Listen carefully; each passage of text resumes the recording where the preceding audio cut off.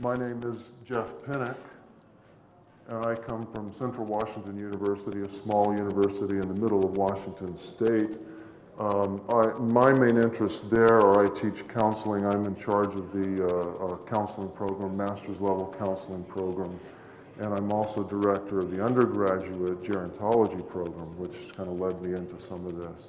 What I'm trying to find is, as I look at people as they age, what are, in terms of their sources of meaning, where they're getting meaning and purpose from and the directions they head to, what are the patterns there? Do we begin to simplify, or do we get more complex? Do we tend to start heading toward this idea of connectedness, or will we see some people leave connectedness to go toward more of an inner look? I'm really just interested in those various patterns of purpose and meaning in a very much an exploratory study manner, and trying to quantify some of these things. At the beginning of any search, you have to kind of define where you're going, so we have to look a little bit at definitions of meaning and purpose.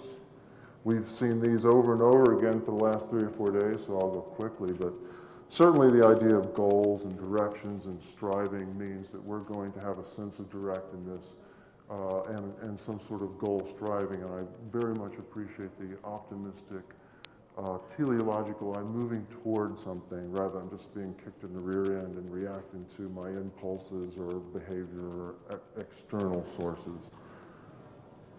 Will give us at least a cognizance of order, some structure to our lives, some coherence, purpose in our existence.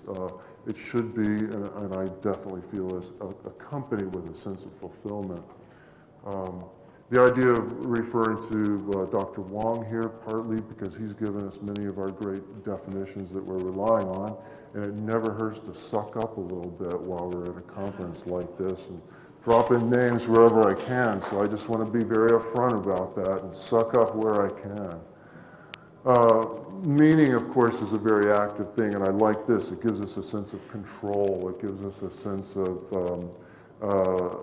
just in terms of personal freedom, which is our theme here this weekend, it does give us a sense of empowerment, and meaning can very much be an empowering thing.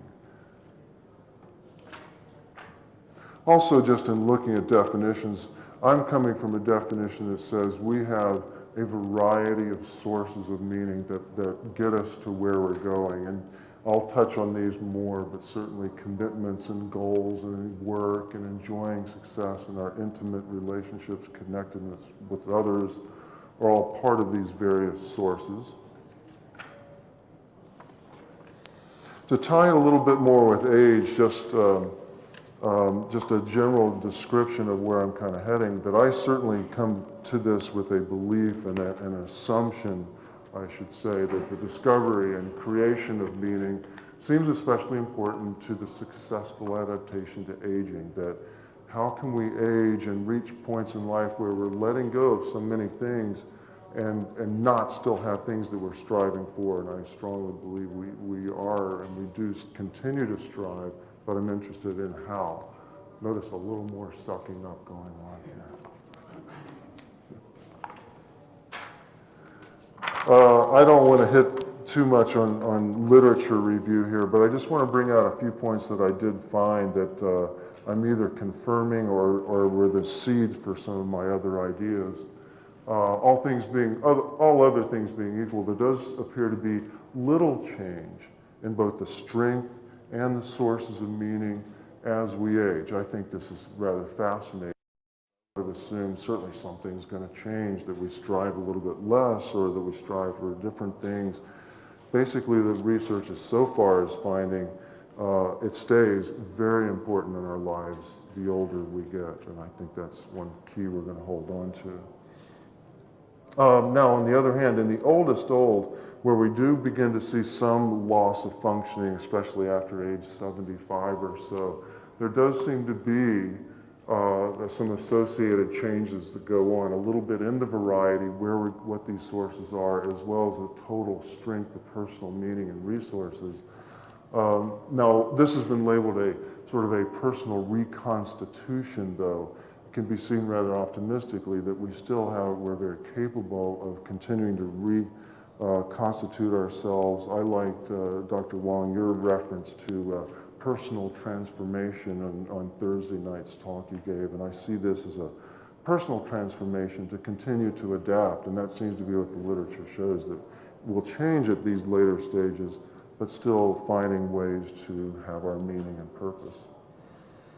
Magnitude of meaning scores are generally strongly and negatively correlated with depression. So we get a feel that the more meaning we have, the better sources of meaning, we'll see less depression and probably greater satisfaction in life. It does seem that the maintenance of life goals is important for our psychological well-being. Now, note this term well-being, it's going to be sort of a center point in my conclusions, which is well-being is a tough thing to describe. It's a tough thing to define, and we can measure it in a lot of ways, but in general, there's some association here. And we should certainly hope so, or this whole conference is for naught. But of course, meaning is important to our well-being. It stays that way for people who are older. Now, also in the literature, we've seen some beginnings to pinpoint, sort of in a factor analysis structure, what are our important sources of meaning. And this is just a partial list, but the literature is beginning to kind of zero down on this. But certainly relationships, my overall growth, my desire to continue to succeed and achieve stays important with age. Even things like hedonism, got to still have a little fun in life no matter at what age. Religion, certainly. Legacy, Erickson's sort of last stage of let me leave something for others. Seems to be a theme in there. All of these have led to several research questions which I approached my participants with. What's my relationship between the strength of sources of meaning and life satisfaction? There certainly should be some. The literature is pointing that way. I wanted some more confirmation that overall meaning and life satisfaction are linked.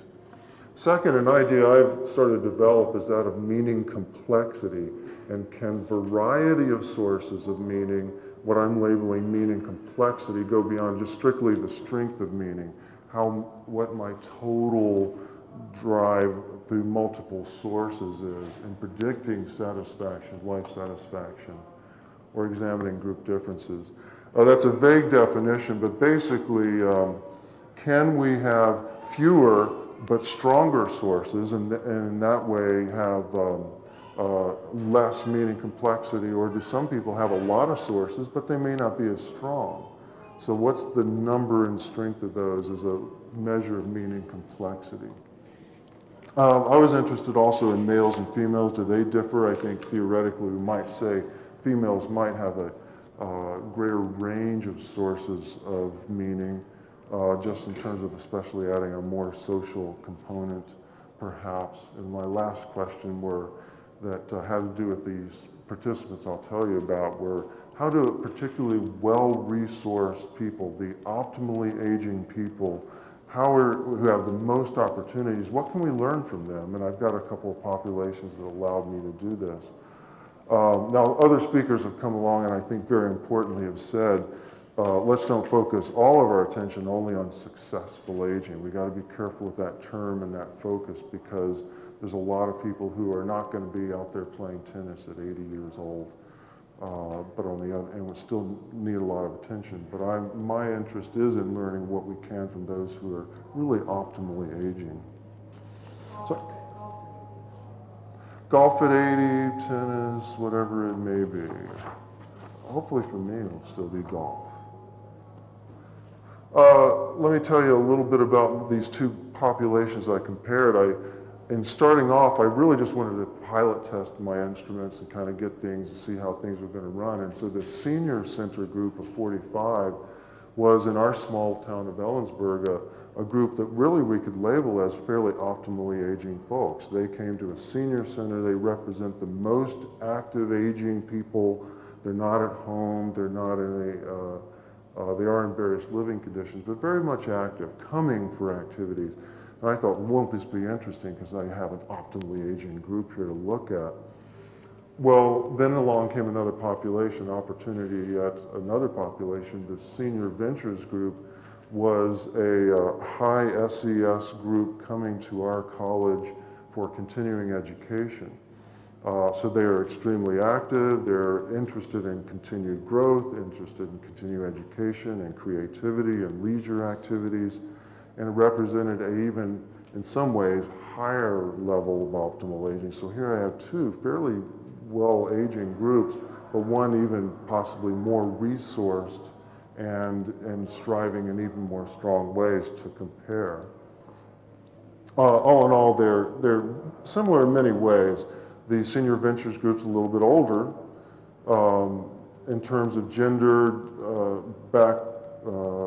demographics. They're about the same, and what we'd expect as you start to look at older folks, of course, more females around. Not great news for the males in the group here, but our probability is not as high of hanging around, but we'll do fine. Marital status also pretty much the same. There may be a little less divorce going on in this senior ventures group. But what I really kind of want to get to in these differences is this idea, concept of how well-resourced there are. In the senior ventures group, again, a small town group, 50% are in this 10 to 15,000 or less in terms of income, where if you look over at the senior ventures group, more than 50% are in this greater than 50,000 income. So it really shows you, here's the beginning of that SES difference and very much comparing different groups. Ethnicity, unfortunately, with both groups, somewhat of a narrow, homogeneous group in some ways. I didn't, unfortunately, get education on both groups. I got it on senior ventures, but a pretty well-educated group here. In terms of instruments, one of my primary instruments was using the sources of meaning profile. It works well with elderly in terms of being a relatively short scale. It has good internal consistency and is fairly simple to do. They work it out on a Likert scale. And we can kind of very quickly get a feel of, in terms of getting a quick snapshot, where are my sources of meaning coming from? And what you can get from this, just to quickly jump to some of the results, is you can begin to get a profile where here's those very same sources, and this is the profile for this total group. And we'll talk more about these sources in a minute, but you can quickly get a snapshot that whatever this number 7 is or 6 was not especially important, and some of these are important. And you can also get what I began to look at, a sense of complexity. This is not one individual, it's the group, but I looked at basically a cutoff of 6 or above. How many people had more of these things at 6 or above, and defined that as complexity. Some people may be lower but strong on many, but I was also interested in that complexity concept. So we're going to come back to this idea in a moment. And I used a measure of life satisfaction. The life satisfaction index, Z, has been tested on elderly populations, works pretty good. It's short again, and with my populations, I'm trying to find ways to effectively, but with some validity, get quick measures. These are just some examples of some of the things that we measured with that. I'm going to jump right on into some of our results on this. And in terms of establishing relationship, this is just looking strictly at correlations, a correlation index here, and comparing some of these. First one I looked at, this is the total sources of meaning profile scores for all the groups together, the two groups together, and here's life satisfaction and sources of meaning, and this is statistically significant, although not that large. But it's still saying, yes, there is some relationship between how strong my sources of meaning are and how satisfied I am with life using this particular measure. I was glad to see that. Also here we have this sources of meaning and complexity. These should have been closely related. This is really coming from that same scale, but it's my just seeing, does this hold together with this? It holds together pretty well. I might even be concerned that it's too strong. it may not actually be a different construct in my relatively crude way of identifying what complexity is, and maybe it's not anything that's that much different from the total sources of meaning score. So I may still want to play around with that a bit. Life satisfaction and complexity is also significant, a little bit less though, so it's not more useful in predicting life satisfaction than this total sources of meaning. Threw a little more doubt to me into, is my measure of complexity that useful? Sources of meaning, how strong is my total sources of meaning, and age is not significant, and I was glad to see that. It stays with the literature. It also says to me that as we get older, sources of meaning is not going to change. It's not going to diminish. I'm going to need just as many, just as strong a source of meaning as when I was younger. And in treating and caring for the elderly, we need to continue to provide them with some access to sources of meaning. Life satisfaction and age, also the same thing, not related. That should be a relief to all of us who are getting older. Anybody here not getting older? No, we're all getting older, so I'm glad to see that all in all, and literature is pretty strong on this, our life satisfaction remains quite the same as we get older. And although it may change how we're defining life satisfaction, and we may change how we define our health, people will say, I'm healthy and satisfied with my life at almost any stage of their life. I think my research basically agrees with your except on one point. That means in religion, when you compare people in 1819 to people in 80, like get older, religion becomes more important. Right. Right, as that one source of meaning, yeah, when we start, and that's to me where it's going to get even more interesting, we start breaking out those profiles, how do those various sources change? So the source, not in most areas it doesn't change, but in religion, that is. It will. I think the cohort, right? That's true, yeah, and cohort That's differences will be. Cohort, in 50, 60 religion was not important in society. Right. The cohort and age contribute to a really important of religion as source of meaning. And you have to wonder, will the next cohort have that same importance on religion? Maybe not. That's the core of those findings. I did look at males and females, as I mentioned. Now in life satisfaction, here's just the total scores. I won't get into much detail on this, but life satisfaction, a total 17.8, 17.8. So actually, very similarity, great deal of similarity on life satisfaction overall. Now on total sources of meaning, here's again total scores, but the main thing we're looking at is in comparing those, and I'm breezing through the statistics here, but this says that is a statistical difference. And so actually women did come out to have a bit stronger total sources of meaning in their lives.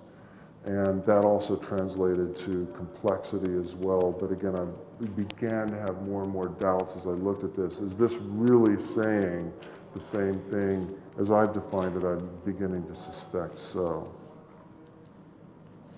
Where I was really interested, a lot of my interest was trying to sort of begin to define the differences in these two somewhat both optimally aging groups here. The senior center group, a smaller town group, and the senior ventures, well-resourced people coming to continue to build their meaning in life. That seemed to show up. Life satisfaction, there was a statistical difference here.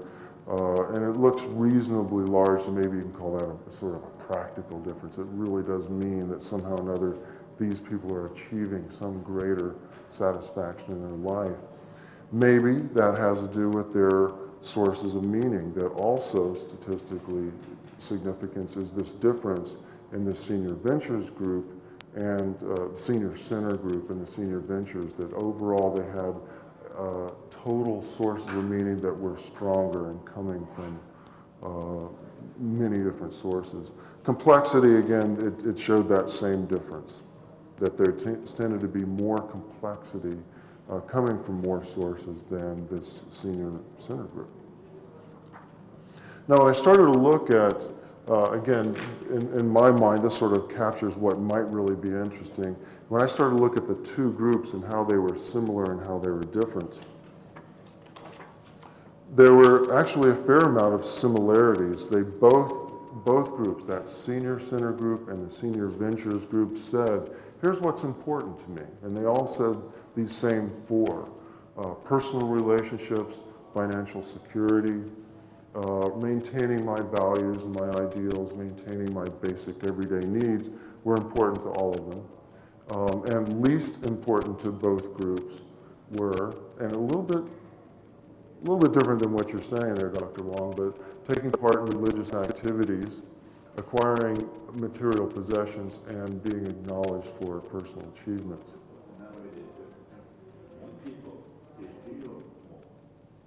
There's still more. Oh, yes, they would be.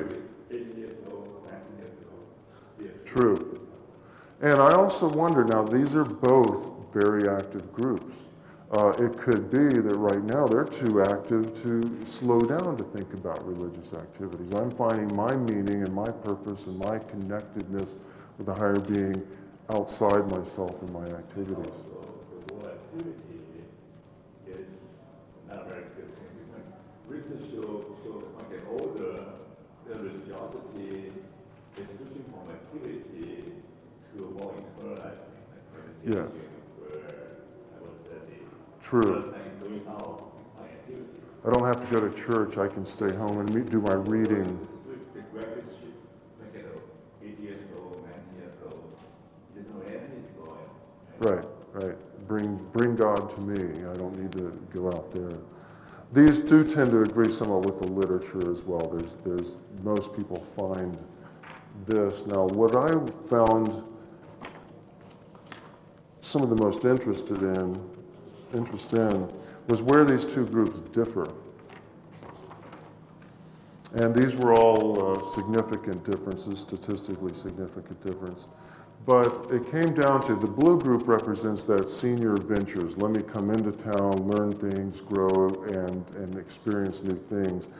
And if you think about what defines that group, people coming for leisure, for some opportunities to do some artwork, for personal achievement, let me keep learning, and personal growth, let me keep growing. This made a lot of sense to separate those two groups out. They indeed were looking for more leisure in terms of their lives. They were looking for opportunities to be creative and to learn new creative ways to be creative. They indeed wanted more. This was personal achievement. I interpret this as let me continue to learn. And personal growth, let me continue to change and adapt. And what I'd like to do, if nothing else, is take this back to our continuing education and say, seems to be the four things that well-resourced people will pay to get in their lives. And if you want to market your continuing education to elders, let's keep reaching out for some of these things. And if I have any other conclusions, one is in terms of caring for elderly, in terms of providing environments that will continue to build growth and opportunities for meaning, this kind of research at least begins to point to a few things that says, here's some things that we can say that people tend to be drawn toward. Can we find a way in an environment to build in creativity, achievement, personal growth into what environments we're creating? We take pretty good care of the medical end and maybe some of the social ends, but I don't think we look very holistically at environments.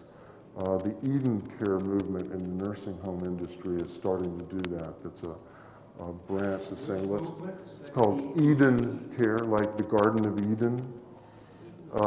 Eden Alternative is a group that's coming to nursing homes that's saying, let's keep your standards high, but let's begin to look a little more holistically at people's lives. And I think they're starting to tap into this. Also, we've heard in other talks about the idea of conscious aging, and I think this points to we certainly should maintain conscious aging and as much as we can. I could talk more, I gotta leave time for these other folks. A lot of time for, thank you very much.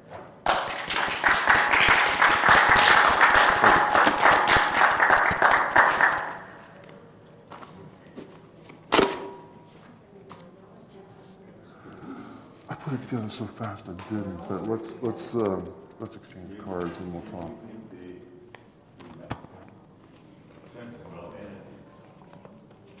Transfer of energy. Going to transfer, Yeah. See how that works, huh? and we're gonna have to clip this on. Somewhere, just put that in my pocket. So very good. Good. So I also want to express how pleased I've been to partake in these last 3 days. This fourth day for me, and how surprised I was to find out that the conference was actually going to give me what I hoped that it would give me, which often doesn't happen in life.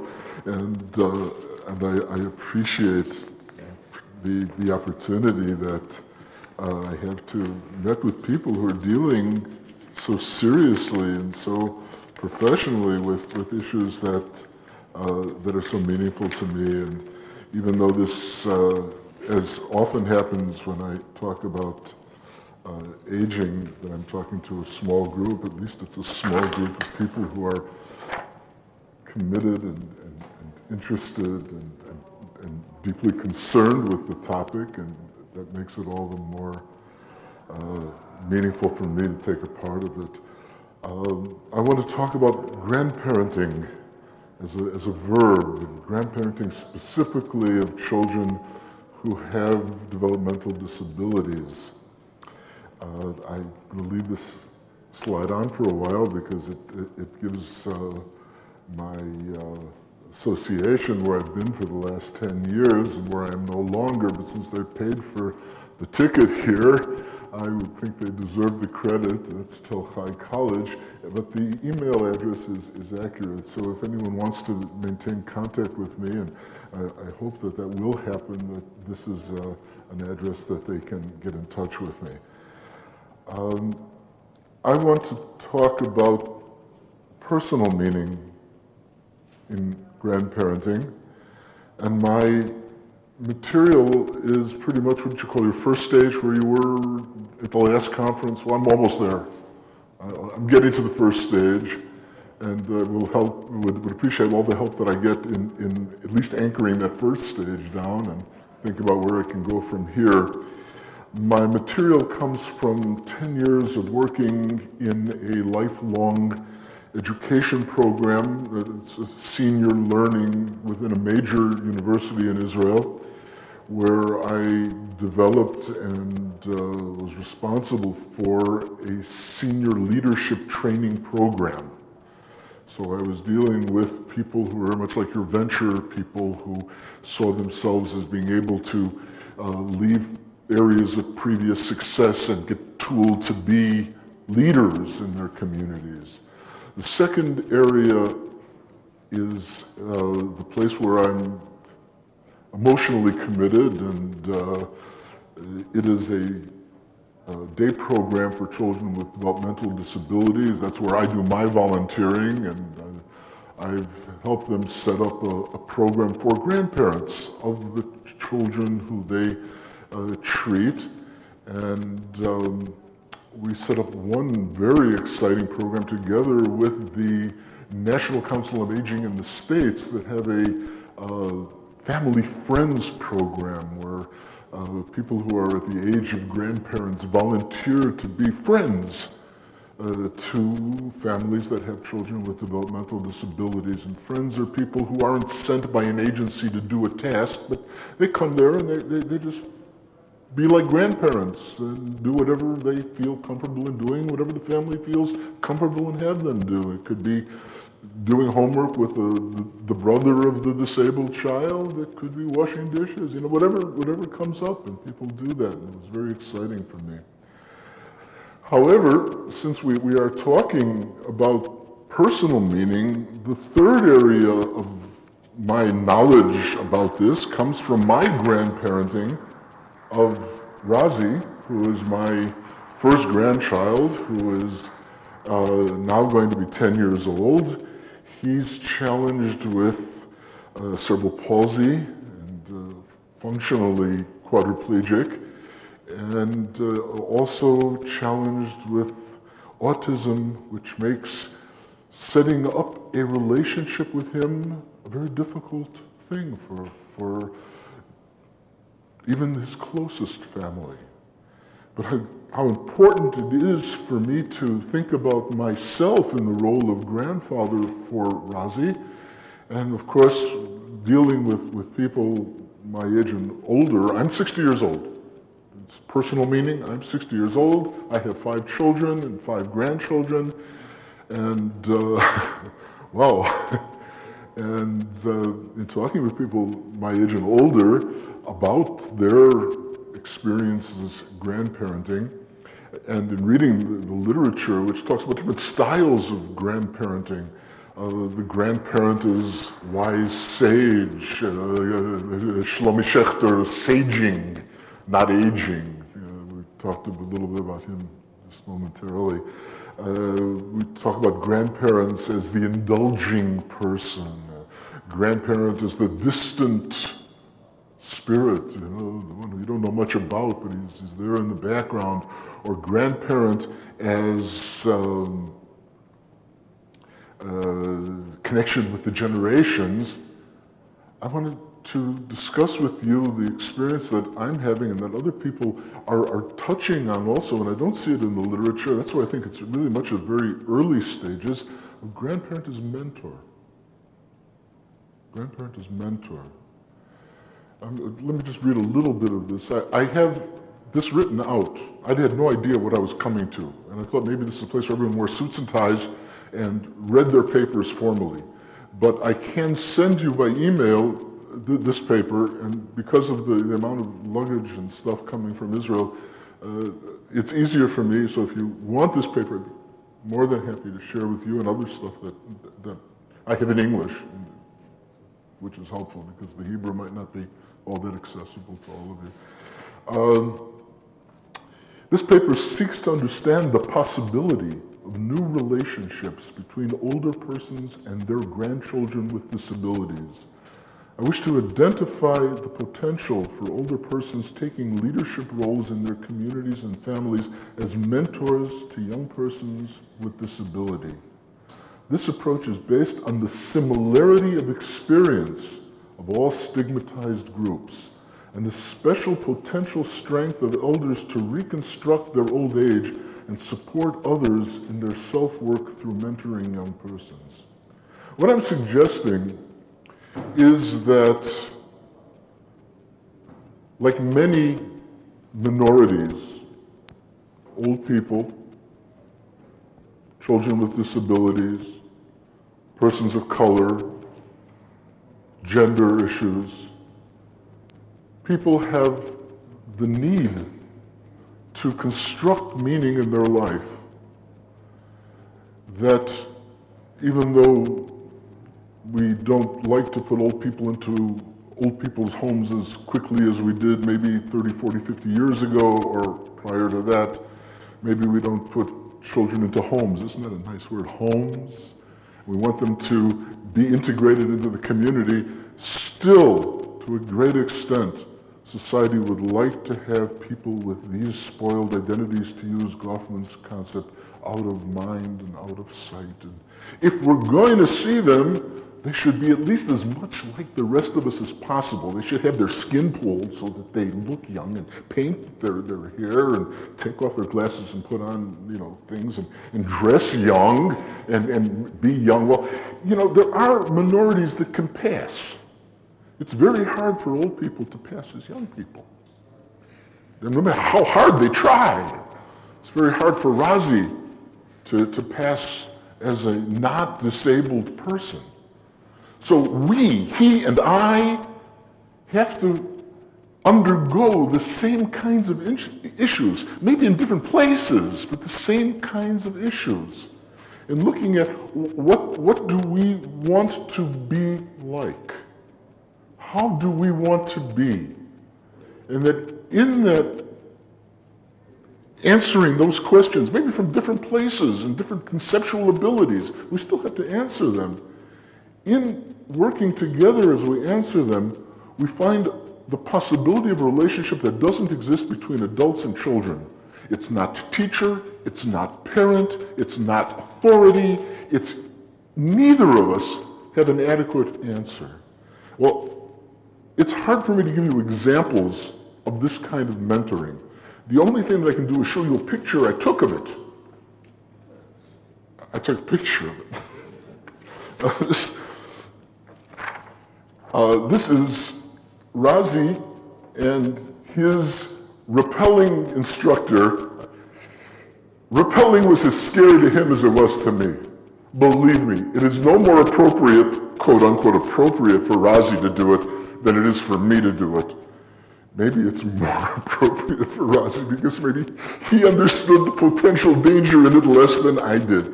But it was scary for both of us. It's exhilarating for both of us. It was an equal eye-to-eye level experience for both of us.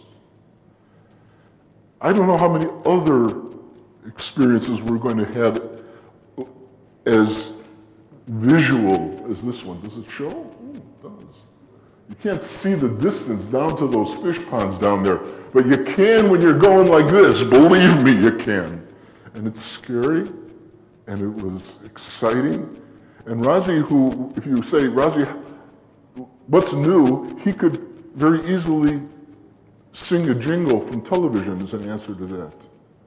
You don't always know what Razi's doing. He talked about this in his way of talking, but you knew what he was talking about it for weeks afterwards. Razi is actually getting a little bit better. I take no credit for that, obviously. I don't know. He's in a very intensive ABA program, Advanced Behavioral Analysis. It's a very intensive program with every move he makes is jotted down and measured from month to month with half a dozen volunteers, and it's an extremely intensive program, but he is getting better. And maybe as he becomes more verbal, I mean, he's like to call me by name. He says, Saba Shimshon, Grandpa Shimshon, you know, when I walk in the door, which a year ago I don't think he was able to do. So I'm challenged that these experiences that we're having together at this point may actually set the stage for a more kind of cognitive mentoring as time goes on. Enough about that. Let me share with you, and then really, you know, I've got so much written down here that it's much easier to just send it to you than to try to read it. Keep telling us what's on your heart. Yeah, well, let me show you. Well, okay. What? I still have time? Good. Then I would like to. You know, I have a quote by Paulo Freire, who's been quoted several times in this conference already. Said the pursuit of full humanity cannot be carried out in isolation or individualism, but only in fellowship and solidarity. And this idea of creating fellowship across the generations is something which I don't read a lot about. And maybe other people have seen material on this. We see all sorts of ways that the stronger help the weaker. The therapist fixes the broken. What was the image that was shared at this conference?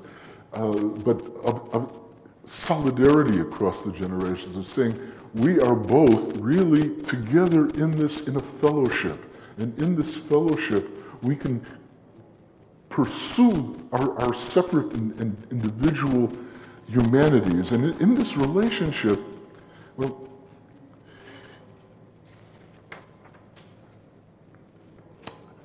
let me be theoretical just for a second, because that'll make me feel less anxious. I try to think about the issues that are being dealt with by all cognitive minorities. And one issue is, how do we view people like ourselves? How do I view people in their last years in academia? You know, just before someone's going to kick me out the door and say, Grandpa, stay home. Do something else. How do I view that group? And how do I view the society? Well, the next step, of course, is to try to get serious about this, is to see, is there really this kind of mentoring taking place, or can you encourage people to take the role of mentor, or can you encourage people to let down their, to let down their barriers and to show pictures of their grandchildren and say, you know, we're here, you know, you're dealing with issues and he's dealing with issues, and maybe there's a way that we're not so different. And just because I'm many years older than Razi, I don't have to play a role of grandparent that's usually ascribed to me in my society. I can create my own relationships with my grandchildren, and with each one of the five, a very different kind of role. I am not mentoring the other grandchildren nearly in the same way, because, gosh, they don't need it. What they need is a basketball, you know? And sometimes they see me in passing, you know, by, and that's fine.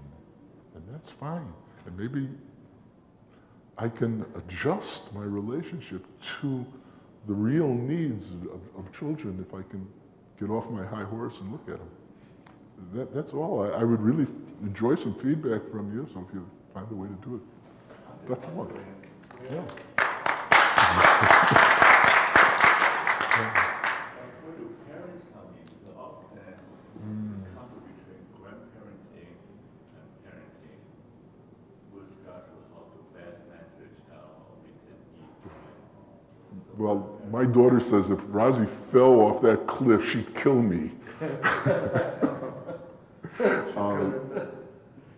I think that they realize, I'm talking about my own, I really don't know in general parents, but they realize that I'm not entering into the education of their child.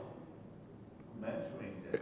I'm not, educating says 2 and 2 is 4. Mentoring says you got to find the answer to 2 and 2. I'm not telling them what kind of children to be. I'm not evaluating the kind of education they're getting from their parent. I'm not involved in that whole issue of the right way to raise a child. I'm not raising Razi. You are imparting your wisdom, though. I'm sharing with him issues that I haven't solved in my own life.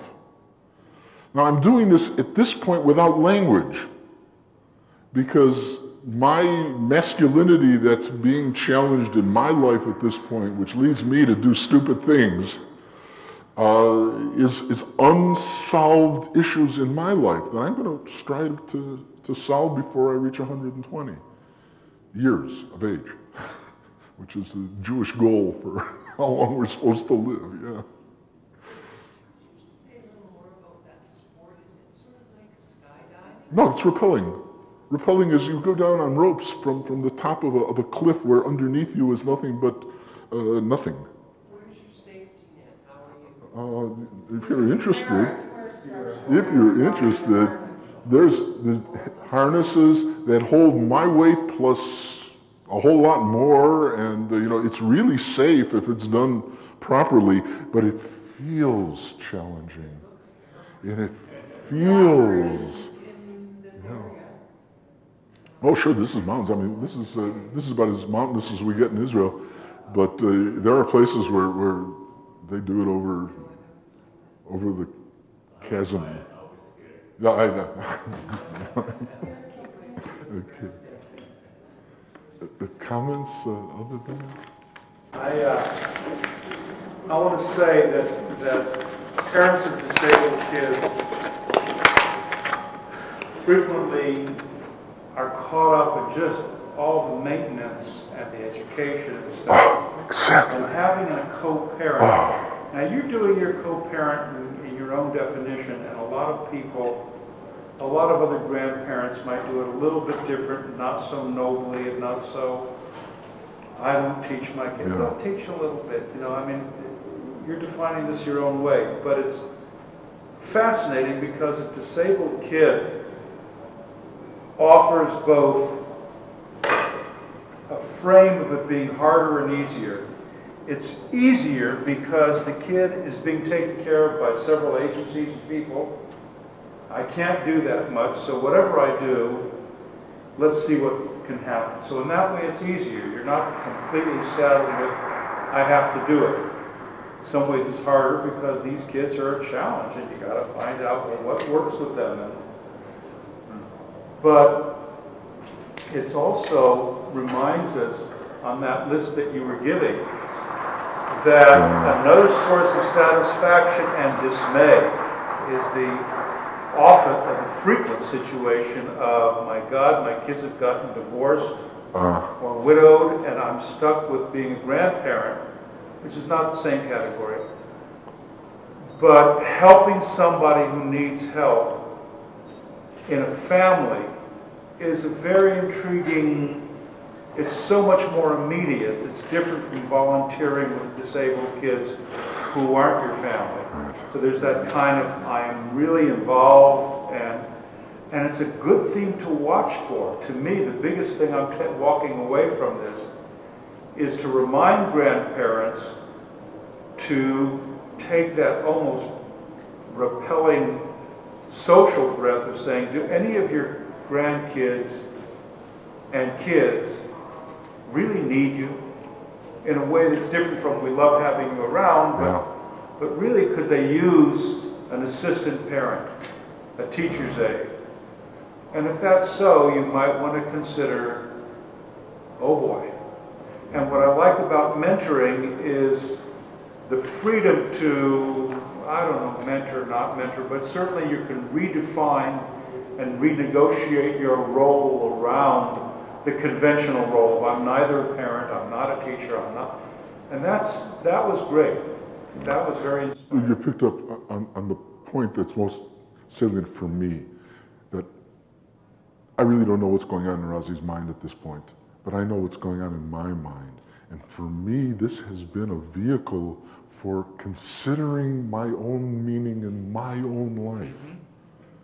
And that's what I had to do in order to get to this point. And otherwise it could have just gone, you know, I could have been his chauffeur just as easily, because I do a lot of that. Thank you very much.